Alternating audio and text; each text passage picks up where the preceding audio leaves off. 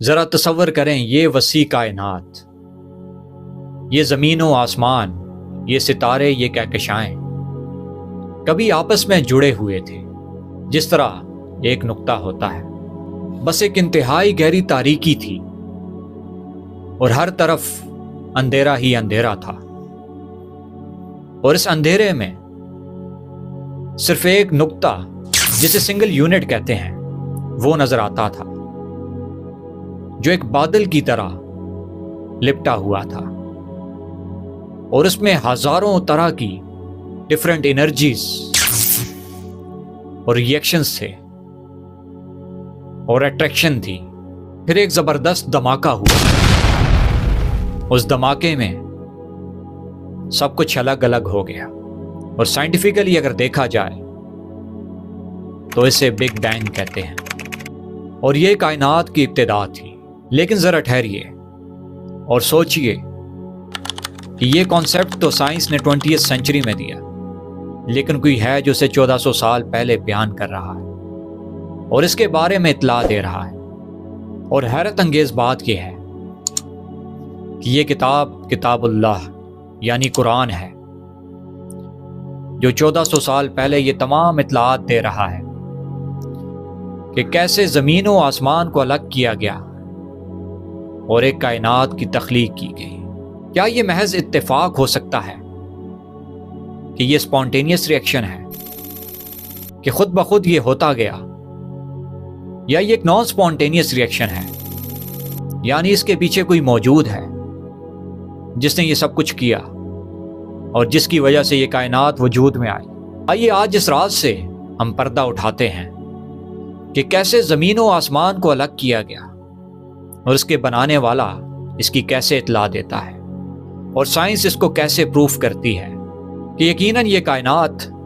ایک دھماکے کے طور پہ وجود میں آئی۔ قرآن مجید میں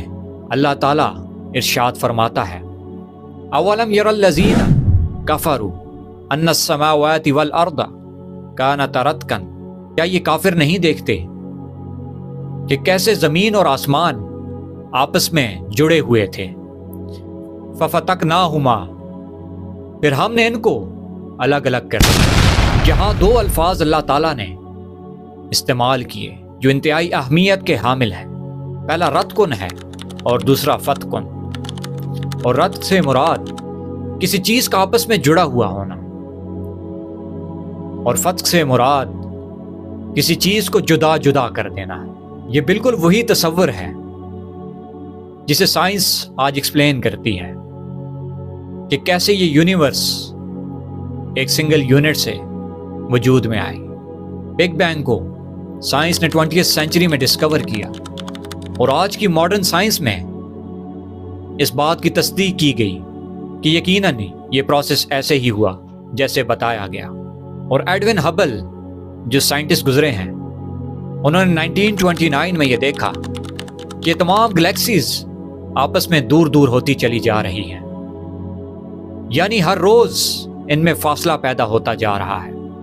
اور یہ کنٹینیوسلی موو کر رہی ہے۔ اس کا مطلب یہ تھا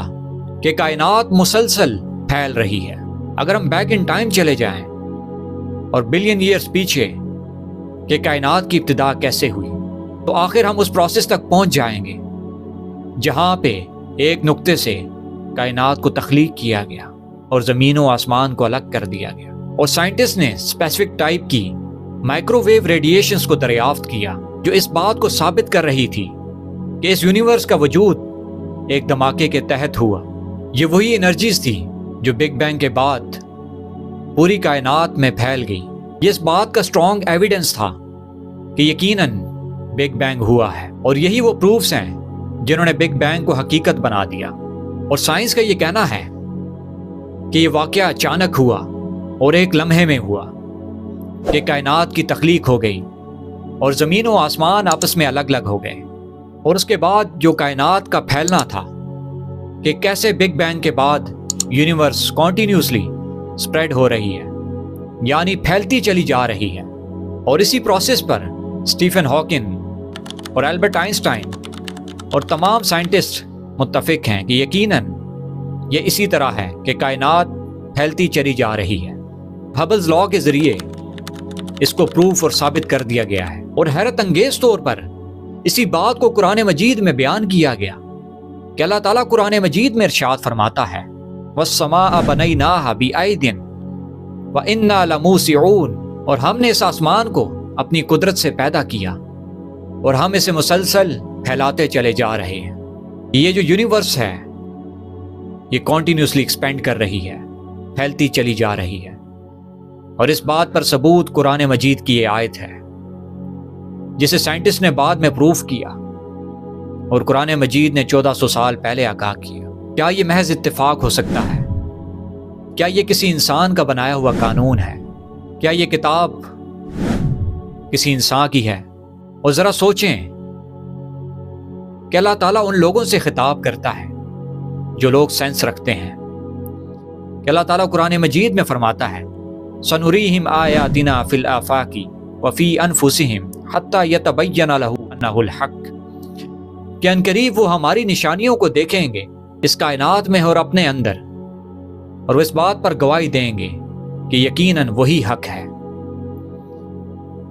اور اللہ تعالیٰ قرآن مجید میں جا بجا یہ فرماتا ہے افلا تعقلون افلا یتدبرون افلا یعلمون، کیا وہ غور و فکر نہیں کرتے؟ کیا وہ علم نہیں رکھتے کہ عقل والوں کے لیے اللہ تعالیٰ نے اس زمین و آسمان میں نشانیاں رکھی، اور ان تمام پروسیس کو جب سائنس پروف کرتی ہے اور میڈیکلی، سائنٹیفکلی اور میتھمیٹیکلی جب یہ سب پروف ہوتی چلی جاتی ہیں تو انسان کو حق الیقین ہو جاتا ہے یہ جو کتاب انسان کو عطا کی گئی، جس پر مسلمانوں کا عقیدہ ہے یقیناً یہ کتاب سچی ہے اور اللہ تعالیٰ کی طرف سے نازل کردہ ہے جو ان تمام عالم کا تخلیق کرنے والا ہے۔ اور اس پہ البرٹ آئنسٹائن نے کہا تھا science without religion is lame and religion without science is blind, کہ سائنس مذہب کے بغیر بے مقصد ہے اور اس کا کوئی تعلق نہیں، اور religion without science is blind, اور سائنس کے بغیر مذہب ایسا ہی ہے جیسے اندھا، کہ آج وہ سائنٹیفکلی پروو ہوتی جب چیزیں نظر آتی ہیں تو حق الیقین ہو جاتا ہے اور انسان عینی شاہد بن جاتا ہے اس بات کا کہ کیسے اللہ تعالیٰ نے جو قرآن مجید میں پروسیس بیان کی ہے اس کو سائنس کیسے ایکسپلین کرتی ہے اور کیسے پروف کرتی ہے۔